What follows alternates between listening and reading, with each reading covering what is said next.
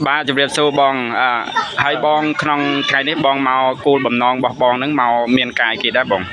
ថ្ងៃនេះតាមពិតយើងមកជួបជុំគ្នារវាងបងប្អូនខ្មែរយើងដែលគាត់ឆ្លាញ់នៅគេហៅថាឆ្លាញ់នៅប្រទេសជាតិឆ្លាញ់នៅលទ្ធិប្រជាធិបតេយ្យចង់ឲ្យប្រទេសជាតិហ្នឹងប្រទេសកម្ពុជាហ្នឹងគឺមានសេរីភាពមានសិទ្ធិសេរីភាពស្មើគ្នាក៏ដូចជាការរស់នៅហ្នឹងដោយគេហៅថារស់នៅដោយមិនមានភាព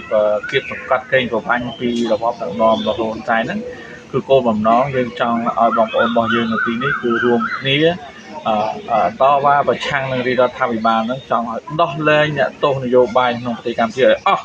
អត់ឲ្យមានជាប់ទោសជាប់អីទេចង់ស្នើឲ្យរដ្ឋាភិបាលដែលលោកហ៊ុនម៉ាណែតដែលជារដ្ឋាភិបាលខុសច្បាប់ចង់ឲ្យដោះលែងអ្នកទោសឲ្យអស់មិនឲ្យមានទេបាទសំណពរប៉ុណ្ណឹងហ្នឹងហើយហើយថ្ងៃនេះគឺជាថ្ងៃអីគេដែរថ្ងៃទីវាគឺជាថ្ងៃទីវាពលកម្មអន្តរជាតិដែលគោលបំណងចង់ឲ្យរដ្ឋាភិបាលដែលដឹកនាំដោយតកូលហ៊ុនហ្នឹងគឺ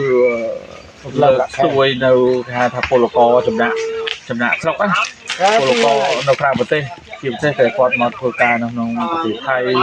ដូចជាបណ្ដាប្រទេសផ្សេងៗនៅក្នុងពិភពលោកនេះមានកូរ៉េមានជប៉ុនចង់ឲ្យលោកហ៊ុនសែនក៏ដូចជាលោកហ៊ុនម៉ាណែតនឹងគិតគូរ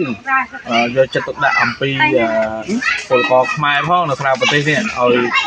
មានក្តីដឹករលឹកឬក៏គេហៅថាមានក្តីផ្ដាំផ្ញើទៅប្រទេសដែលពួកគាត់មកធ្វើការហ្នឹងឲ្យជួយមើលជួយអីផងកុំឲ្យប្រឡែងចោលសត្វទៀតណាហើយមួយទៀតគឺគាត់មិនមានក្តីសុខពីមេដឹកនាំខ្លួនឯងសោះគឺឲ្យលើកស្ទួយឬក៏ឲ្យតម្លៃទៅដល់បងប្អូនខ្មែរយើងនៅក្រៅប្រទេសផងតែតើនឹងពលករគាត់រកចំណូលលុយផ្ញើទៅស្រុកខ្មែរគឺច្រើនណាអញ្ចឹងឲ្យតម្លៃពួកគាត់ផងជាថ្ងៃនេះគឺចង់ឲ្យ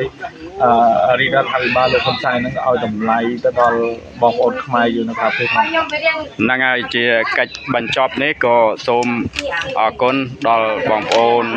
ដែលបានមកនៅក្នុងថ្ងៃនេះហ្នឹងហើយសូមអរគុណហ្នឹងហើយសូមជម្រាបលាឥឡូវយើងថតជុំគ្នាហើយ